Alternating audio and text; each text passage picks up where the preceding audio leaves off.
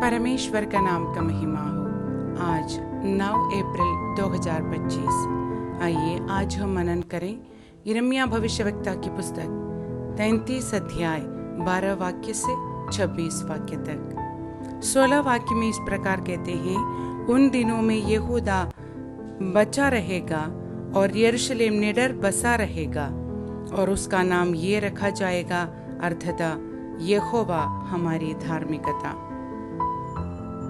इस अध्याय का केंद्र बिंदु पुनर्स्थापना है। परमेश्वर के लोगों की शानदार वापसी और पुनर्स्थापित राष्ट्र की उत्कृष्टता का वर्णन किया गया है।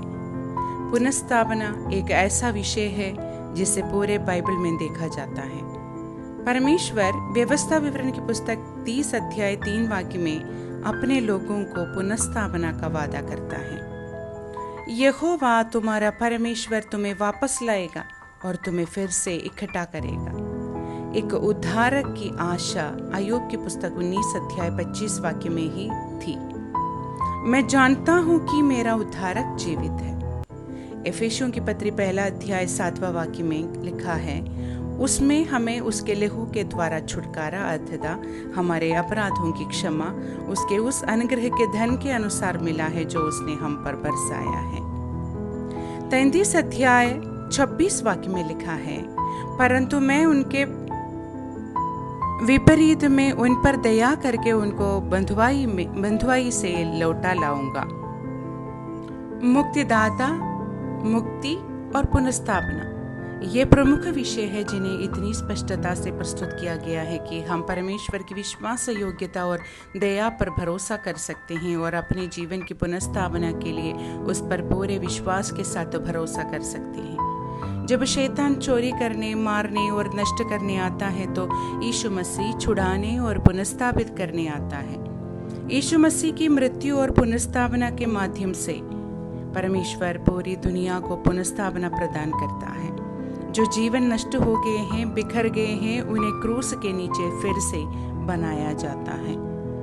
33 अध्याय के पूरे भाग में हम इस्राएल की पुनर्स्थापना की विवरण देखते हैं। मुख्य वाक्य में यहूदा नाम का उल्लेख किया गया है, लेकिन ये पूरे राष्ट्र का प्रतिनिधित्व करता है। हम बाइबल में पढ़ते हैं कि यीशु मसीह के माध्यम से छुटकारा और पुनर्स्थापना परमेश्वर की एक शाश्वत योजना है और परमेश्वर के मेमने को कुछ समय के लिए नहीं बल्कि अनंत काल के लिए बलिदान किया गया है। प्रकाशित वाक्य 5 अध्याय 5वां वाक्य से 10 वाक्य में यूहन्ना ने वध किए गए मेमने का दर्शन देखा और उसके बाद पुस्तक की मुहरों को तोड़ा।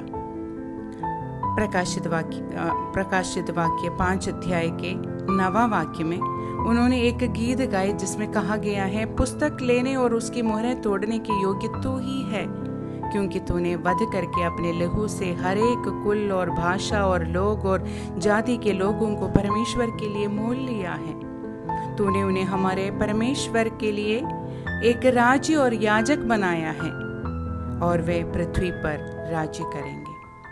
इतिहास में परमेश्वर के दोहरे उद्देश्य पूरे होते देखे गए हैं, अपने राज्य को पुनः प्राप्त करना और अपने लोगों को छुड़ाना।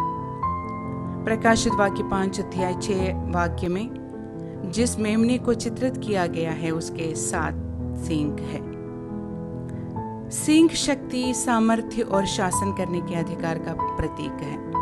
32 अध्याय में चित्रित यरूशलेम का चित्र विनाश, विपत्ति और उजाड़ का है। ये हमें बताता है कि इस धरती पर रहने वाले हर एक व्यक्ति के लिए परमेश्वर की योजना उसके जीवन को बहाल करना है। ये परमेश्वर की दृढ़ इच्छा है।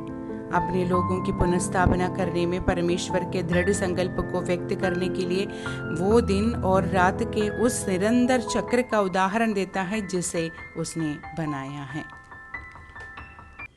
परमेश्वर आपको पुनर्स्थापित करने के लिए दृढ़ है। उसकी दया में परमेश्वर के मेमने मसीह ने आपको छुड़ाने के लिए वध किया।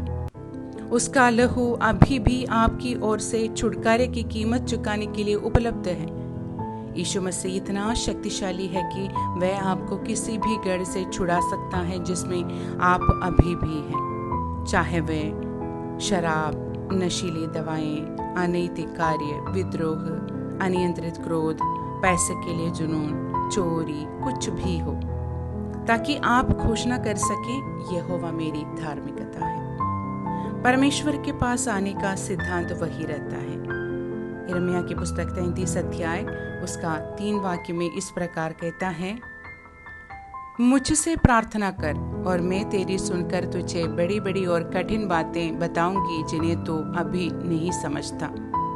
32 अध्याय उसका 27 वाक्य में इस प्रकार कहते हैं, मैं तो सब प्राणियों का परमेश्वर यहोवा हूँ, क्या मेरे लिए कोई भी काम कठिन है? मेरे प्रियो, आइए हम प्रार्थना करें। पिता परमेश्वर, आज का वचन के लिए हम धन्यवाद करते हैं। यीशु मसीह मेरे उद्धारक, आपके लहू के माध्यम से पुनर्स्थापना की आपकी वाचा के लिए धन्यवाद करती हूँ, जिसने मेरे छुटकारे के लिए कीमत चुकाई है। आपकी धार्मिकता हमेशा मुझे ठके, क्योंकि मैं आपके लिए जीती हूँ। प्रार्थना सुनने के लिए धन्यवाद। प्रभु यीशु मसीह के नाम से आमीन। प्रभु इन वचनों से आपको आशीष दें। सबको जय मसीह की।